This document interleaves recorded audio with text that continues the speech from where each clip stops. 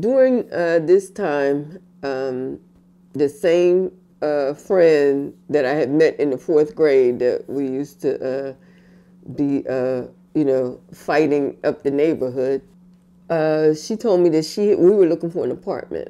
She told me that there was an apartment that was empty on the first floor where she lived, in the building where she lived. So we managed to go and, see the apartment. We liked it. So we moved there. She lived on the second floor. I lived on the first floor. And her husband couldn't find a job in Philly. He moved to Maryland. So they moved to Maryland.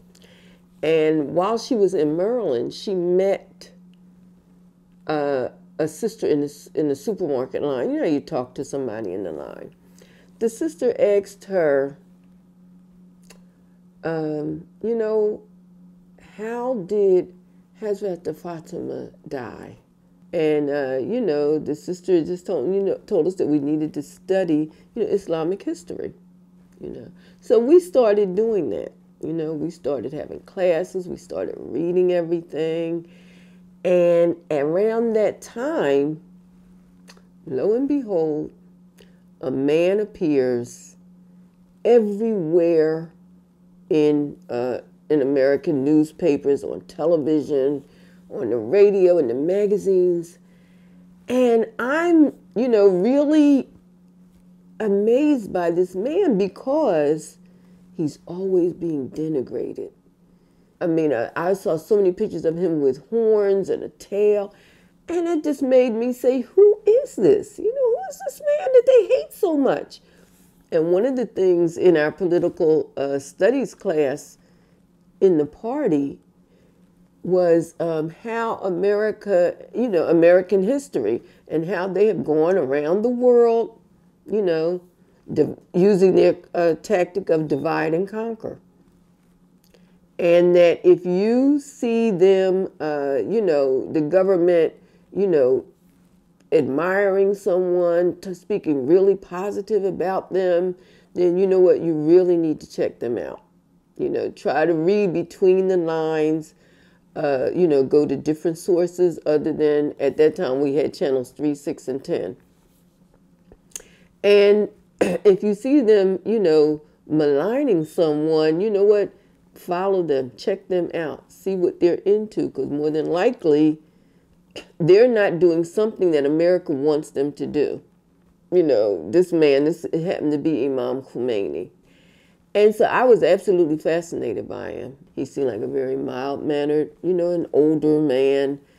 And he just, never seemed to raise his voice, always seemed to be trying to teach people. In America, we don't learn that much about geography, so I didn't really know where Iran was.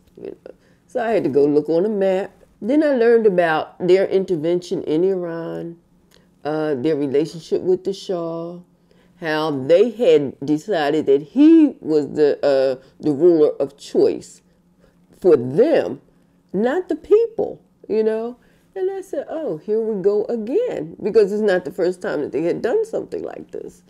So we began to, watch, Imam Khomeini. And I even was fearful when he made the decision, that he was going back to Iran, because they were talking about they were going to blow up the plane, that he would never make it.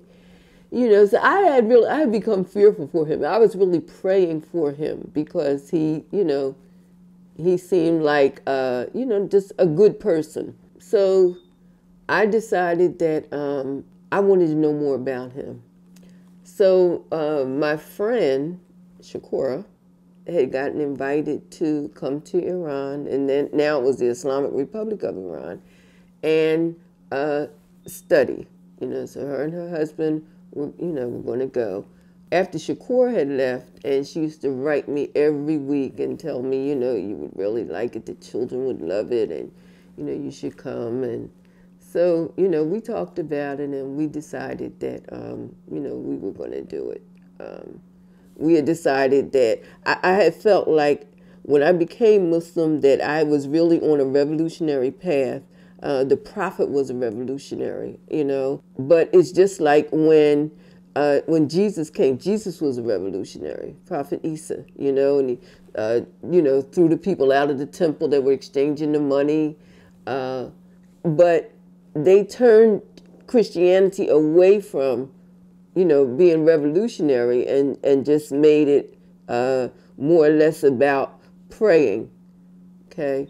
That's the same way that I felt with Islam, that I had run into a dead end, that, Muslims had just become concerned about praying, but, it's a twofold endeavor, you have to pray and you have to act. Like I heard someone on the radio say, you know what, pray but keep rowing the boat,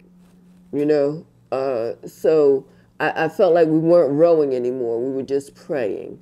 And we weren't coming up with solutions. We weren't solution-oriented. We were apolitical. It was frowned upon to be, involved in any politics, even though everything about your life here is political, somebody's controlling everything, and you don't feel like you should have a say in any of it. So the difference in what was Sunni Islam and what was Shia Islam seemed to be that the Shia had held on to their revolutionary aspect of Islam. And I that appealed to me. And, Imam Khomeini, appealed to me. He evoked the sentiments and the feelings that I had when I learned about Shaheed Malcolm, that he was not afraid.